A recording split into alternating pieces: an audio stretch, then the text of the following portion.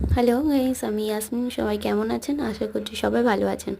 আর সকালে ঘুম থেকে উঠেই কাজ সেরে বাটার আর ব্রেড দিয়ে নাস্তাটা সেরে চলে আসলাম রান্নার দিকে। এদিকে করেছি ফুলকপি আলু ভাজা, ডাল, ভাতও হয়ে গেছে। আর এদিকে মাছ ফ্রিজ থেকে বার করে মাছটা ভিজিয়ে রেখেছি জলে।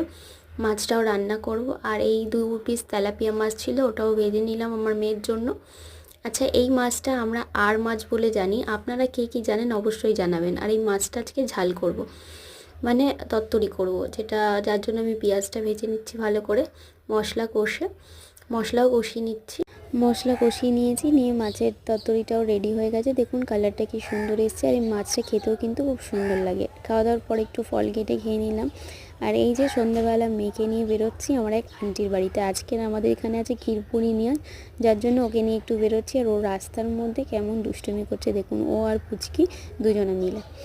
যাই হোক, তো ফাইনালি দুষ্টুমি করতে করতে পৌঁছে গেলাম। আর এখানে এসে ওর পিপি তো ওকে ভীষণভাবে আদর করে নিল। তারপরে ও এখানে আসলে বিশাল খুশি হয়, খুব খেলা করছে। খাটের উপরে উঠেই একদম বিশাল খেলা করা শুরু করেছে।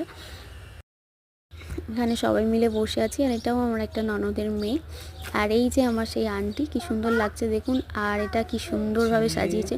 প্রত্যেক বছরই ঠিক এইভাবে সুন্দরভাবেই উনি সাজায়। এবছরও সাজিয়েছে, খুব সুন্দর লাগছে।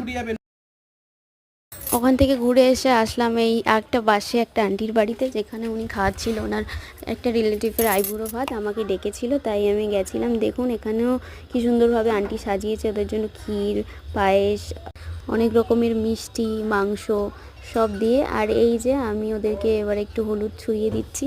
আমাদের মধ্যে আইবুড়ো ভাতে একটু হলুদ ছোঁয়ায়, তো আমি ফার্স্ট টাইম কাউকে দিচ্ছি, তো আন্টিকে তাই জিজ্ঞাসা করে নিচ্ছি যে কেমনভাবে দিতে হবে।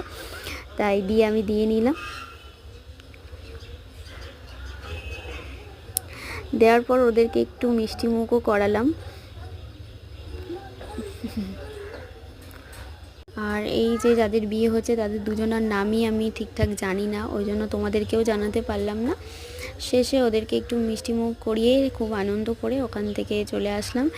আর রাতে এসে একটু দেরি হয়ে গেছিলো, তাও রাতে এসে রুটি করলাম, যেহেতু বড়মশাই তো রাতে রুটি খায়, তো ওই জন্য রাতে রুটি আর একটু আলু পোস্ত করলাম।